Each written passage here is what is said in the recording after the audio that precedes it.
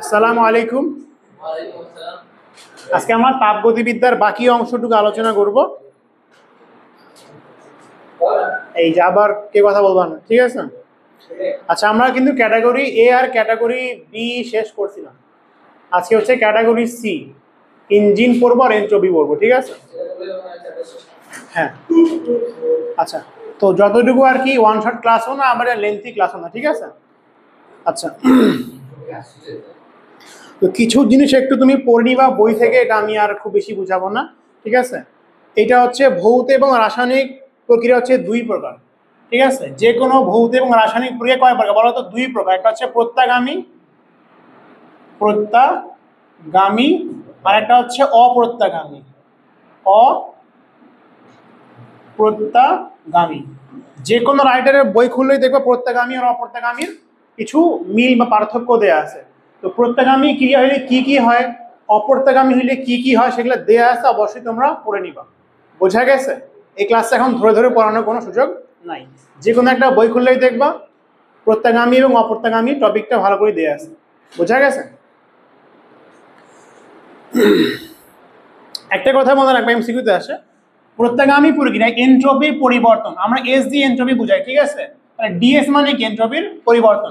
এনট্রপির পরিবর্তন শূন্য হয়। বলতো কোন প্রক্রিয়ায় এনট্রপির পরিবর্তন শূন্য হয়, তোমরা কি জানো?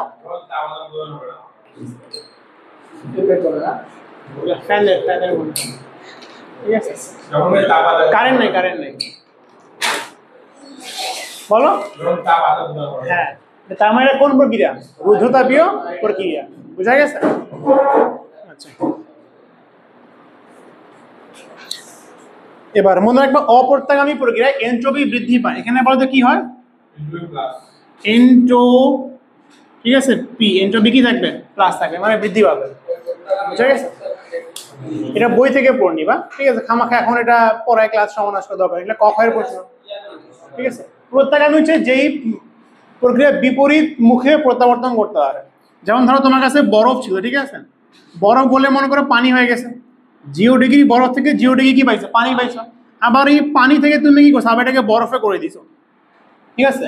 তো মনে করো এখানে তোমাকে পানি করতে 100 জুল চাপ কি হয়েছে? দিতে হয়েছে। এখানে তোমার প্লাস 100 জুল তাপ দিতে হয়েছে, আর ধর এখানে মাইনাস 100 জুল তাপ বের করলো, সেটা আবার কি হয়ে গেছে? বরফ হয়ে গেছে। এইটাকে বলা হবে একটা প্রত্যাগামী প্রক্রিয়া। বুঝা গেছে? অপ্রত্যাগামী প্রক্রিয়া কেমন হইতে পারে? যে ভাই এই যে সিম্পলি বরফ থেকে কি করছি? পানি করছি, আমাকে প্লাস 100 জুল চাপ কি দিতে হয়েছে, পানি হয়ে গেছে। কি দেখা যাচ্ছে? দেখো তো। হ্যাঁ, এটা হচ্ছে অপ্রত্যাগামী প্রক্রিয়া। অথবা ধরো তুমি এখান থেকে আবার বরফ করছো, কিন্তু মাইনাস 120 জুল তাপ তোমাকে ইয়ে করতে হয়েছে। তো তাপের কি এইবার মোট মান শূন্য হয়েছে? না, আমি ঘুরে আবার কিন্তু এখানে আসছি, কিন্তু আমার মোট কাজের মানটা কি হয়নি? শূন্য হয়নি। এটাকে বলা হবে অপ্রত্যাগামী প্রক্রিয়া। প্রত্যাগামী প্রক্রিয়া মানে যে বিপরীত দিকে ফিরে আসলে মোট কাজের পরিমাণ শূন্য হবে। বোঝা গেছে? এটা কি? বিপরীত দিকে ফিরে আসছে কিন্তু মোট কাজের পরিমাণ শূন্য হয়নি, এটা হচ্ছে অপ্রত্যাগামী প্রক্রিয়া। আর শুধুমাত্র এতটুকু যদি আমি আট করতাম, তাহলে তো 100% কি? অপ্রত্যাগামী প্রক্রিয়া। বোঝা গেছে? একটা উদাহরণ দেয় না রাজুকে একটা উদাহরণ দেয়, ঠিক আছে? 3 ইডিয়টসে ওই টুথপেস্ট নিয়ে বের করে দেয়, তারপর বলে এটা ভিতরে ঢুকাই দিতে। তো সেটা আসলে ছিল অপ্রত্যাগামী প্রক্রিয়া, যে ভাই বের করা ইজি, বের করা যাবে, ঢুকানো যাবে না। বোঝা গেছে? ঠিক আছে, তুমি বাসায় একটু বের করে দেখাইও তো আমাদেরকে, নাকি এখনো চ্যালেঞ্জ দিব তোমাকে? ঠিক আছে, এর কালে আমি বের করে ফ্রাই দিচ্ছি, ঢুকে দিতে পারবা? আবার লিখবো আমি এটা দিয়ে, পারবা? হ্যাঁ, পড়তে অপ্রত্যাগামী হইলো পারবা? ঠিক আছে, হ্যাঁ, তো বললাম তো অপ্রত্যাগামী হচ্ছে, 100% ঢুকবে না। এবার মনোযোগ। আচ্ছা, এবার আমরা ইঞ্জিন বা হিট ইঞ্জিন নিয়ে চলে আসি, ঠিক আছে? আমাদের মেইন যে আলোচনাগুলো। তুমি কি মাইক অন করছো? কই এটা জ্বলতেছে? আচ্ছা, আবার কথা বলতেছে, বাপ খালি কল দেয়, আমি পাঠাইতে কোচিং এ পাঠাই দিয়ে মানা করে দিব।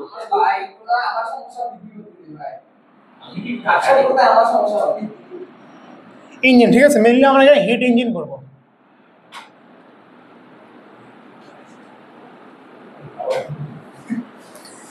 আচ্ছা, এখন তাহলে ইঞ্জিন বেশ কয়েক প্রকার। একটা হচ্ছে কি বাষ্প engine, diesel engine, petrol engine. এখানে আমরা মেইনলি হিট ইঞ্জিন করবো। কি engine? Hit engine. Hit engine মানে কি বুঝে বলো তো? যে ইঞ্জিন তাপ ব্যবহার করে কাজ করবে, ঠিক আছে? তার মানে হিট ইঞ্জিন কি করে বলো তো? এই যে তাপ থাকে, এই তাপকে ব্যবহার করে সে কি করে? কিছু কাজ করতে পারে, ঠিক আছে? ওই বাষ্প ইঞ্জিন ছিল ট্রেনগুলো, তো বাষ্পর চাপের ফলে কাজ হয়, ঠিক আছে? মানে ডিরেক্টলি হিট ইঞ্জিন বলা যাবে না। আচ্ছা, হিট ইঞ্জিনের কিছু উদাহরণ দাও দেখি যেটা তাপ ব্যবহার করে কাজ করে। মোটরসাইকেলের ইঞ্জিন, কারের ইঞ্জিন, যতগুলো ইঞ্জিন তুমি বাইকে দেখতে পারো সবগুলো কি ইঞ্জিন? Hit engine. সেটা তাপ ব্যবহার করে কাজ করে। এই তাপ পায় কই থেকে? পেট্রোল থেকে। তুমি পেট্রোল দাও, পেট্রোল পুরে কি তাপ উৎপন্ন হয়, সে এই তাপটা ব্যবহার করে কাজ করে। তার মানে আমাদের বাইকের ইঞ্জিন বা কারের ইঞ্জিন বা তুমি ট্রাকের ইঞ্জিন, বাসের ইঞ্জিন, সবগুলো কি ইঞ্জিন? Hit engine. সে তাপ থেকে কাজে রূপান্তর করে। বোঝা গেছে? আচ্ছা, এখন মনে রাখবা যে কোনো ইঞ্জিনের যদি আমি গ্রাফ আর্ট করি, এই গ্রাফটা একটা লুপ গঠন করবে। ধরো এটা আমি বললাম ভি, সরি এটা কি বললাম? আয়তন এটা ভি, ঠিক আছে? আর এইটা মনে করো চাপ হচ্ছে পি। যে কোনো ইঞ্জিনে তুমি যদি গ্রাফ দেখো, ধরো এটা একটা ইঞ্জিনে গ্রাফ আর্ট করলাম, এটা কেমন হবে? এটা একটা লুপ গঠন করবে। বোঝা গেছে?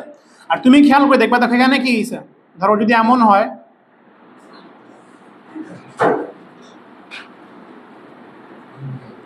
আচ্ছা বোঝা গেছে?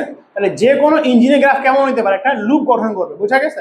আর ওই লুপটা সবসময় মনে রাখবে এই দিকে ঘুরবে, ঘড়ির কাঁটার দিকে ঘুরবে, ঘড়ির কাঁটার দিকে ঘুরবে, ঠিক আছে? এটা হচ্ছে ইঞ্জিনের গ্রাফগুলো হয়। বোঝা গেছে? পিতে হচ্ছে প্রেসার, ভিতে হচ্ছে ভলিউম বা আয়তন। বা গ্রাফটা এমন হইতে পারে, ধরো এমন হইলো, র্যান্ডমলি যে কোনো গ্রাফ হইতে পারে। এগুলো হচ্ছে সবগুলো ইঞ্জিনের গ্রাফ। আর এখানে আমরা কি ইঞ্জিন করবো বলো তো? এখানে আমরা স্পেশালি একটা বিশেষ ধরনের গ্রাফ করব, একটা বিশেষ ধরনের ইঞ্জিন নিয়ে করবো। সেই ইঞ্জিনটা হচ্ছে কর্ণ ইঞ্জিন। কি ইঞ্জিন? কর্ণ বা কার্ণ ইঞ্জিন। আমাদের মেন আলোচনা কি নিয়ে হবে? কোনো বইয়ে কার্ণ, কোনো বইয়ে কর্ণ লেখা থাকে, ঠিক আছে? বোঝা গেছে? তাহলে আমরা কি নিয়ে বলবো বলো? আমরা হচ্ছে কার্ণ ইঞ্জিন নিয়ে বলবো। বোঝা গেছে? ক্যান নট বলা হয়, ক্যান নট, কোনো বইয়ে কার্ণ, কোনো বইয়ে কর্ণ দেখবা, ঠিক আছে? বোঝা গেছে? আচ্ছা, এবার সবার আগে আমরা মনে রাখবা কার্ণ ইঞ্জিনে আমরা যেগুলো আলোচনা করবো তাকে কিছু অংশে ভাগ করে ফেলি। প্রথমে আমরা কার্ণ ইঞ্জিনের ফ্লোচার্ট দেখবো, ঠিক আছে? তারপর হচ্ছে ইটা বৃদ্ধির উপায় দেখবো, কার্ণ ইঞ্জিনের মেইন কাহিনীগুলো দেখবো। আচ্ছা, প্রথমে কার্ণ ইঞ্জিনের তাপের ফ্লোচার্ট দেখবো, ঠিক আছে? কার ফ্লোচার্ট? তাপের ফ্লোচার্ট, ঠিক আছে? ফ্লোচার্ট। আচ্ছা, তারপর হচ্ছে আমরা ইটা বৃদ্ধির উপায় দেখবো। পরীক্ষাটা ঘতে অনেক আসে, ঠিক আছে? ইটা বৃদ্ধির উপায় দেখবো। আচ্ছা, তারপর হচ্ছে আমরা মেইনলি দেখবো ইঞ্জিনের কার্যপ্রণালী, ঠিক আছে? ইঞ্জিনের কার্যপ্রণালী,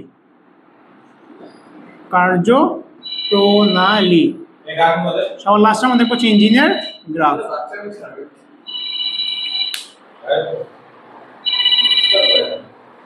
আসসালামু আলাইকুম।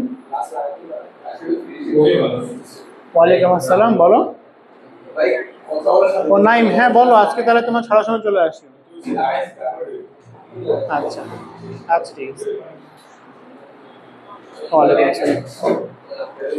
আচ্ছা, এবার মনোযোগ দাও। তোমরা তিনজন ফিজিক্সে এমনিতে তুমি এমসিকিউতে ফেল করবে না, তার কিছু কারণ অবশ্যই আছে, ঠিক আছে? আব্দুল্লাহ আগে বলতেছি, এমনিতে ফিজিক্সে এমসিকিউতে ফেল করবে না, কারণ অবশ্যই আছে। এবার সবার আগে কর্ণ ইঞ্জিনের তাপের ফ্লোচার্ট, মানে তাপটা কোন দিক থেকে কোন দিকে যায়। এখানে সবার আগে আমাদের একটা কি থাকে বলো তো? উপরে নাম মনে আছে এগুলার? এটা হচ্ছে তাপ উৎস, তাপ উৎস। এটা হচ্ছে তাপ গ্রাহক, ঠিক আছে? মাঝখানে কি থাকে? মাঝখানে ধরো ইঞ্জিনটা আছে। তাপ কোন দিক থেকে কোন দিকে যায়? এই যে কার্ণ ইঞ্জিনটা, সেটা তাপ উৎস থেকে কিছু তাপ গ্রহণ করবে, কতটুকু? Q1 পরিমাণে। বাকি কিছু তাপ এখানে বর্জন করবে, কতটুকু? Q2 পরিমাণে। তো মনে রাখবা Q1 is greater than Q2 হবে। Q1 ইজ গ্রেটার দেন কি হবে? Q2 হবে। ধর এখানে 100 জুল তাপ গ্রহণ করলো আর 50 জুল তাপ বর্জন করলো, তাহলে বাদ বাকি 50 জুল দিয়ে কি করছে? কাজ করছে। বাদ বাকি কাজ এখানে কাজ হবে, এটা হচ্ছে কাজ। বোঝা গেছে? তার মানে বলতে পারো যে পরিমাণ তাপ এখানে আসে ওই তাপ দিয়ে কি হয়? কিছু পরিমাণে কাজ হয়, বাকিটা হচ্ছে ওয়েস্ট হয়ে যায়। দেখো কাজ করছে ডাব্লু, এটা কি হচ্ছে ওয়েস্ট হয়ে গেল। বোঝা গেছে? তাহলে এখানে Q1 পরিমাণ তাপ আসলো, এই তাপ ব্যবহার করে কিছুটা কাজ হইলো, বাকিটা হচ্ছে ওয়েস্টে চলে গেল। ডিপেন্ড করে ইফিসিয়েন্সি কেমন, যত কম ওয়েস্ট হবে, ইঞ্জিন পুরাতন হলে ধোঁয়া বেশি উঠে না, ওয়েস্ট বেশি হয়। ঠিক আছে, আবার দেখবো বর্তমানে হিরো একটা বাইক বের করছে 125R, ওখানে 65 মাইলেজ দিচ্ছে, শুনলাম নাকি 60-65, তো ওয়েস্ট এখানে কম হয়। আচ্ছা এইবার বলো। আচ্ছা এই প্রশ্নটা তোমাকে আমি আগেও দিয়েছিলাম, ঠিক আছে। তাপের মধ্যে রাখবে একটা বৈশিষ্ট্য হচ্ছে সবসময় উচ্চ থেকে নিম্ন বস্তুর দিকে যাবে। এটা তাপ উৎসের তাপমাত্রাকে ধরলাম, সেটা হচ্ছে T1, তাপমাত্রা কত বলো তো? T1। আর তাপ গ্রাহকের তাপমাত্রা মনে করো T2। আর মনে রাখবা এই T1টা বড় হয়, T1 মানে কি তাপ উৎস, আর খুবই কমন এই জন্য আমরা কি তাপ উৎস বলতেছি এটাকে, ঠিক আছে। এটা কি T2 মানে তাপ গ্রাহক, তো এটা হচ্ছে বড় হবে। বোঝা গেছে? তাহলে এর তাপমাত্রা হচ্ছে T1, এর তাপমাত্রা কত? T2। তাপ উৎসের তাপমাত্রা T1, তাপ গ্রাহকের তাপমাত্রা T2। আর এখানকার তাপমাত্রা কি হয়? বেশি হবে। তাপ উৎসের তাপমাত্রা T1টা কি হবে? বেশি হবে। আর এটা তাপমাত্রা বেশি, তাপমাত্রা কি কম। তো তাপের বৈশিষ্ট্য কি?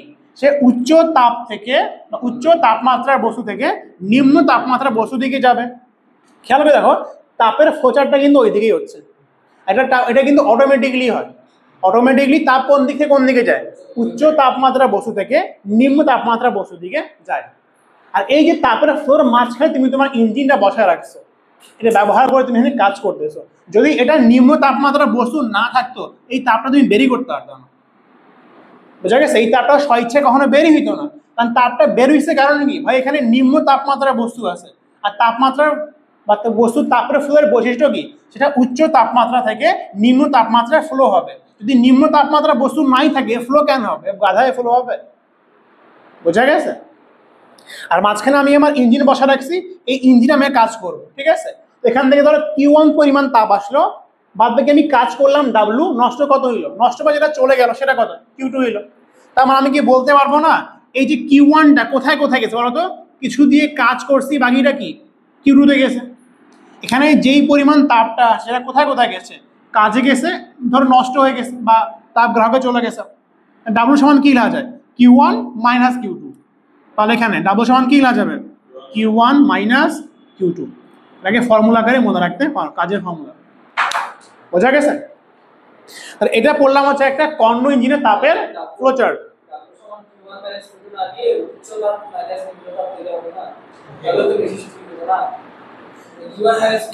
Q1 মানে তাপ উৎস থেকে যেই তাপটা গ্রহণ করা হইলো, Q2 মানে তাপ গ্রাহকের যেই তাপটা বর্জন করা হইলো। ভাল লাগে না দেখতে, ঠিক আছে। তোমার পরীক্ষায় তাপ উৎস কথাটা বলাই থাকবে। এটা লিখতে পারো তুমি যে W সমান তাপ উৎসের থেকে মানে গ্রহণকৃত তাপ মাইনাস তাপ গ্রাহকে বর্জনকৃত তাপ। পরীক্ষা প্রশ্নে তাপ উৎস তাপ গ্রাহকই বলবে, উচ্চ নিম্ন বলবে না, ঠিক আছে। আচ্ছা ফ্লোচার্টটি সবার বোঝা গেছে? এটা বলো, বোঝা গেছে? আচ্ছা এবার হচ্ছে ইটা বৃদ্ধির উপায় দেখবো, মনে রাখবা ইটা বৃদ্ধির উপায় দেখবো। খেয়াল করে দেখো এর তাপমাত্রা হচ্ছে T1 না? আচ্ছা তো ইটা বা কর্মদক্ষতার ফর্মুলা, ঠিক আছে, এটা মনে রাখতে হবে।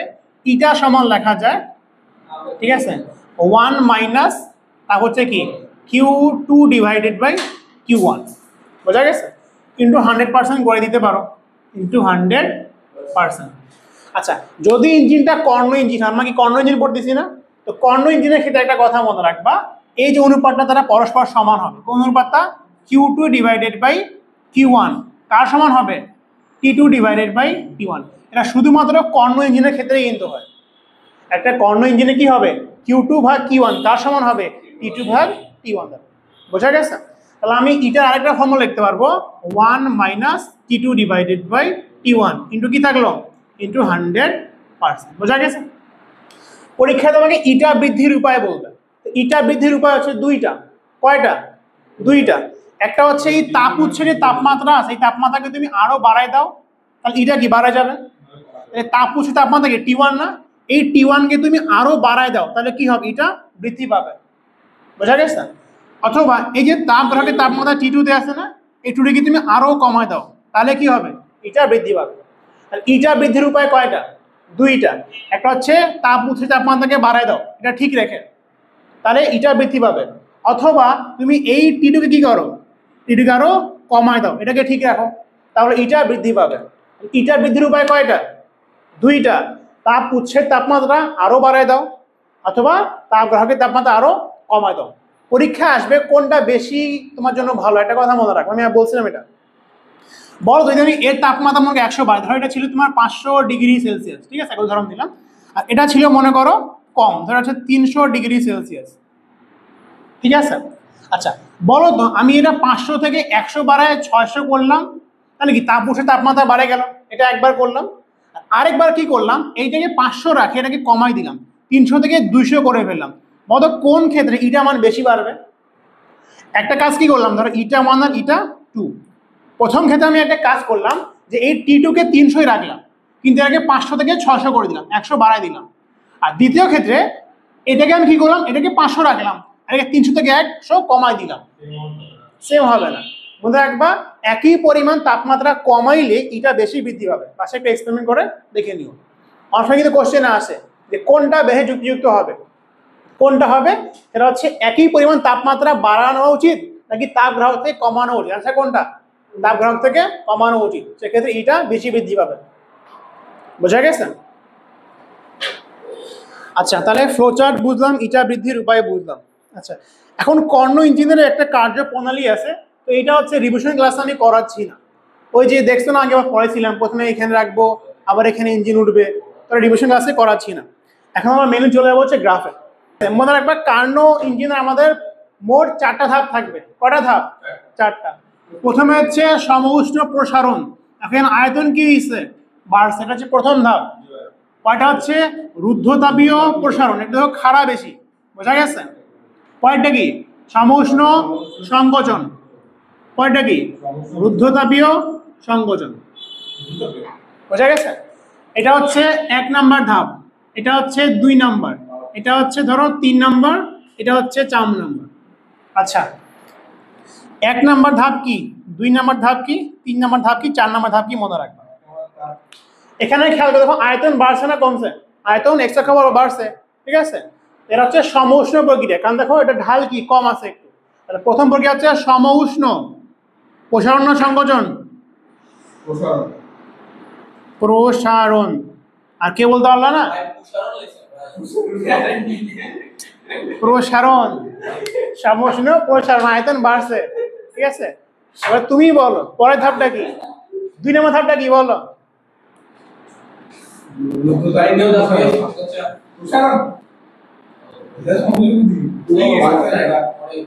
প্রসারণ, ঠিক আছে। আয়তন বাড়ছে না এখানে এখনো, পরেরটা কি বলতো? সমউষ্ণ। এটা সমউষ্ণ, এটাও সমউষ্ণ, ঠিক আছে। এটা হচ্ছে সমউষ্ণ কি সংকোচন। পরেরটা কি বলো? রুদ্ধতাপীয়, কি বললা? বোঝা গেছে। সেটা কথা মনে রাখবা। আমরা তারপর ফ্লোচার্ট পড়ছিলাম না, পাশে একটু শর্টকাট করে আর্ট করে দিই। দেখো এখানে ইঞ্জিন ছিল, এখানে কি ছিল, তাপ গ্রাহক ছিল, খেয়াল আছে? আচ্ছা এটা কি ছিল, তাপ উৎস, এটা কি ছিল, তাপ গ্রাহক। তাপ উৎস থেকে কতটুকু তাপ আসে বলো তো? Q1 পরিমাণ তাপ আসে না, এখানে কতটুকু যায়, এখানে Q2 পরিমাণ যায়, বাকি দিয়ে কি হয়, কাজ, ঠিক আছে। এখন মনে রাখবা এই যে Q1 পরিমাণ তাপ আসে, এটা হচ্ছে সমউষ্ণ প্রক্রিয়া আসে। কোন প্রক্রিয়া আসে? সমউষ্ণ। এই প্রক্রিয়া সেখানে কি হয়, Q1 পরিমাণ তাপের গ্রহণ হয়। আর এইখানে করে কি হয় বলতো, এই যে Q2 পরিমাণ তাপ বর্জন হচ্ছে ইঞ্জিন থেকে, সেটা কোন প্রক্রিয়া হয়? এটাও সমউষ্ণ প্রক্রিয়া হয়, এটা হচ্ছে Q2। তার মানে ইঞ্জিন যে তাপ উৎস থেকে এই যে Q1 পরিমাণ, ঠিক আছে, Q1 লিখছি, এই যে Q1 পরিমাণ তাপটা গ্রহণ করে, এটা কোন প্রক্রিয়ায়? সমউষ্ণ প্রসারণে। আর এই যে ইঞ্জিনটা তাপ গ্রাহকে Q2 পরিমাণ তাপ বর্জন করলে, এটা কোন প্রক্রিয়ায়? সমউষ্ণ সংকোচন। এটা মনে রাখো ভালো করে। তার মানে মনে রাখবা সমউষ্ণ প্রক্রিয়া কি হয়, Q1 পরিমাণ তাপ গ্রহণ হয়, এখানে কি হয়, Q2 পরিমাণ তাপ বর্জন হয়। গ্রহণ মানে কি ইঞ্জিন গ্রহণ করে, বর্জন মানে কি ইঞ্জিনটা বর্জন করে ফেলায় দেয়, বুঝা গেছে। আচ্ছা এই দুই প্রক্রিয়া কোন প্রক্রিয়া? 2 আর 4 রুদ্ধতাপীয়। এখানে তাপের কোনো গ্রহণ বর্জন হবে? হবে না। বোঝা গেছে? আর মনে রাখবা এখানে তাপের কোনো ঘূর্ণন বর্জন হয় না। বোঝা গেছে? আচ্ছা, এবার প্রশ্ন এতটাও ইজি তোমাকে দিবে না। কেমন করে দিবে? তোমাকে দিবে যদি কাজ বের করতে বলে, ধরো কাজ বের করতে বলছে, কাজের সূত্র কি Q1 মাইনাস Q2। আর তুমি দেখবা স্যার তোমাকে Q1 এর মানটা দেয় নাই অথবা Q2 এর মানটা দেয় নাই, তখন তুমি কি করতে পারো বলো? একেবারে বেসিক থেকে ফেলাইতে হবে। এটা সমউষ্ণ প্রক্রিয়া না, সমউষ্ণ প্রসারণ না। তো তুমি 1 নাম্বার জন্য সূত্র লেখো। ধর আমি প্রথম প্রক্রিয়া 1 নাম্বার জন্য সূত্র লিখেছি। 1 নাম্বার মানে কি? যে এই প্রক্রিয়া, এটা কোন প্রক্রিয়া? সমউষ্ণ প্রসারণ। তাপগতিবিদ্যার প্রথম সূত্র কি লিখতে পারবো বলো এখানে? যে dq সমান du প্লাস dw। এখানে তাপমাত্রা পরিবর্তন হয় সমউষ্ণ প্রক্রিয়ায়? না। আর তাপমাত্রা পরিবর্তন না হইলে অভ্যন্তরীণ শক্তি পরিবর্তন কত হবে? 0 পড়াইছি। তাহলে প্রথম প্রক্রিয়া তুমি লিখতে পারবা dq সমান কি dw। তার মানে দেখো, তার মানে সমউষ্ণ প্রক্রিয়ায় যেই পরিমাণ তাপ দাও সম্পূর্ণ তাপ দিয়ে কি হয়? কাজ হয়। তার মানে খেয়াল করে দেখো, তাপ দেওয়া না থাকলে কি বের করা উচিত বলো তো? কাজ বের করা উচিত। তার মানে অনেক সময় মনে রাখবা তোমাকে সরাসরি Q1টা দিবে না, তাহলে কি করতে হবে? তোমাকে কাজ বের করতে হবে। বোঝা গেছে? কাজের ফর্মুলা মনে আছে? তোমার তো লেখাইছিলাম আগের দিন, Fs cos θ। ঠিক আছে, একটু পর ক্লাস 9 10 ব্যাচে আসবে, চলে আসবে। এবার এই যে dw কে ধর w দিয়ে লিখলাম, ঠিক আছে? w কাজের ফর্মুলা সেটা কি? nRT ln। এটা কি হবে? v1 বা v2 না v2 v1? এই nRT এই যে লিখলাম তো, ln v2 divided by v1। বোঝা গেছে? এটা কি বোঝা গেছে? আচ্ছা, এবার অনেক ক্ষেত্রে মনে রাখবা তোমাকে v1 v2 দিবে না। এই যে v1 মানে কি? এখানকার আদি আয়তন, বুঝতে পারতেছো? v2 মানে কি? এখানকার শেষ আয়তন। এই মানগুলো কিন্তু দিবে না। কি বলবে? বলবে যে আমি তোমাকে বলি, আবার কি করতেছো? মনোযোগ দাও, এগুলাই আসবে পরীক্ষায়, ভুল করে দিয়ে চলে আসবে। v1 v2 সরাসরি দিবে না। কি বলবে? যে সংকোচন বা প্রসারণের অনুপাত হচ্ছে 1:3 বলবে। এরকম করে বলতে পারে। কি বলতে পারে? বলতে পারো সংকোচন প্রসারণ অনুপাত। ঠিক আছে, সংকোচন প্রসারণ এর অনুপাত কি বলতে পারে? 1:3। এ কথা অর্থ কি বলতো? যদি প্রসারণ হয় তাহলে 3 গুণ হবে, সংকোচন হলে কি হবে? সেটাও 3/1 হবে। তার মানে দেখো এখানে আয়তন যা, এখানে কি হয়েছে? প্রসারণ হয়েছে না? তাহলে কত গুণ হবে? 3 গুণ হয়ে যাবে। আবার এখানকার আয়তন যা, প্রসারণ হয়েছে না, কত গুণ হয়ে যাবে? 3 গুণ হয়ে যাবে। এটা কিন্তু মনে রাখবা। তাহলে এখানে ভি ধরলে, এখানে ভি ধরলে এটা কত হবে? এখানে হবে 3v। এটা ধরো v1 ধরে আমাকে v2, এটাকে ভি ধরলে এটা কত হবে? 3v। বুঝা গেছে? তাহলে প্রশ্নের ডেপথ বুঝো। তুমি খুঁজতেছো Q1, কিন্তু Q1 দিবে না। পরে তুমি বুঝলা যে এখানকার তাপ বের করা মানে কি? কাজ বের করা। কিন্তু কাজের ফর্মুলা কি? nRT ln v2 ভাগ v1। v1 v2 কি দিবে? সেটাও দিচ্ছে না, সেটাও দিচ্ছে না। তাহলে কি বলবে? যে সংকোচন বা প্রসারণের অনুপাত দিয়ে দিবে। তার মানে যদি বলে 1:3, তার মানে কি? যদি প্রসারণ হয় তাহলে 3 গুণ হবে, আর সংকোচন হলে কি হবে? 3 গুণ কম হয়ে যাবে, 1/3 হয়ে যাবে। বোঝা গেছে? আচ্ছা, বোঝা গেছে? একই হবে, এখানে তোমাকে Q2 দিবে না, তাহলে কি করবা? আবার এটা কোন প্রক্রিয়া? সমউষ্ণ প্রক্রিয়া। আবার এখানে ফর্মুলা লিখবা। এখানে কি হবে? কাজ মানে কি? তাপ। এখানকার তাপ কি দিবে না। এখানে আবার তুমি কাজের ফর্মুলা ফেলাবা। কিন্তু মনে রাখবে এখানে কাজের ফর্মুলা নেগেটিভ আসবে, কারণ সংকোচন হয়েছে না। এখানে কাজের ফর্মুলা কি আসবে? নেগেটিভ আসবে। শুধুমাত্র মানটা নিয়ে বসে, তখন চিহ্ন আগে বসে দিচ্ছি। এখানে আমি কিন্তু মাইনাসটা আগে বসে দিছি না, তো এখানে কাজের মানটা নেগেটিভ আসবে, তার শুধুমাত্র মানটা নিয়ে এসে বসাই দিবা। বোঝা গেছে? কি পিয়াস? বোঝা গেছে? ইনশাআল্লাহ। আচ্ছা, হরান কি বোঝা গেছে? হরান বলো, যদি আমাকে কাজের ফর্মুলায় Q1 বা Q2 দেওয়া না থাকে আমি কি করব?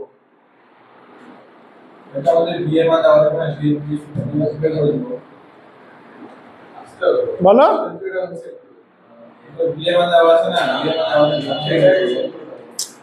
কি বলবা? বলো, আসি বলো। আমার যদি Q1 দেওয়া না থাকে আমি Q1টা কেমন করে বের করবো? না পারলে এই ভিডিও তোমার আব্বু হয়ে যাবে এখন।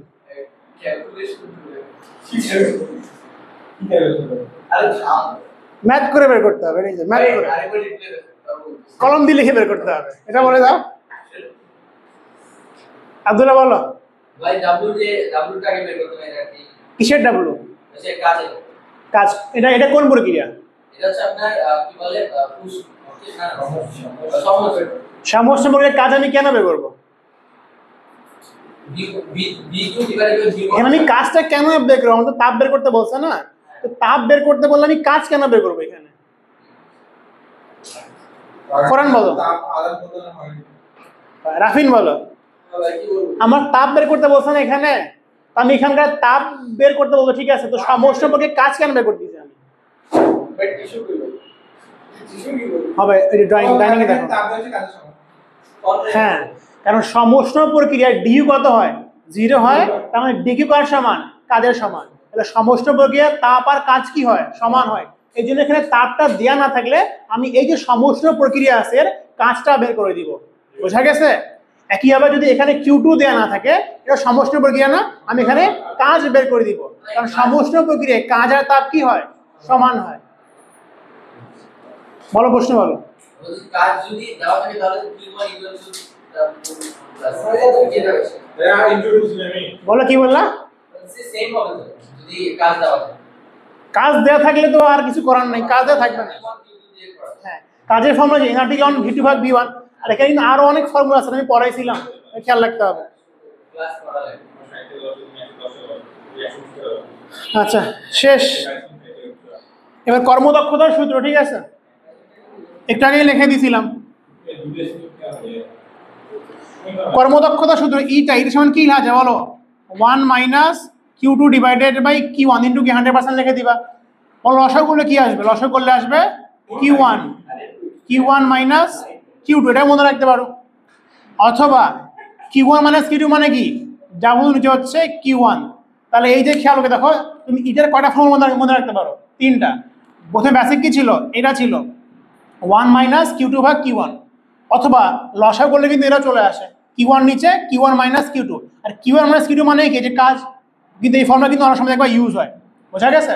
এটার হচ্ছে কয়টা ফর্মুলা? একটাই ফর্মুলা 3 ভাবে লিখছি আসলে। বোঝা গেছে? আচ্ছা, রেফ্রিজারেটর শুরু, মোটামুটি আর নাই। মনে রাখবা, কন্ডো ইঞ্জিনের যে কোনো ইঞ্জিনের দক্ষতা কখনো 100% হইতে পারে না। কেন পারে না? 100% হইলে কি হবে? Q1 Q2 সমান হয়ে যাবে, আর Q1 Q2 সমান হইলে কখনো তাপের আদান প্রদান হবে? হবে না, ঠিক আছে?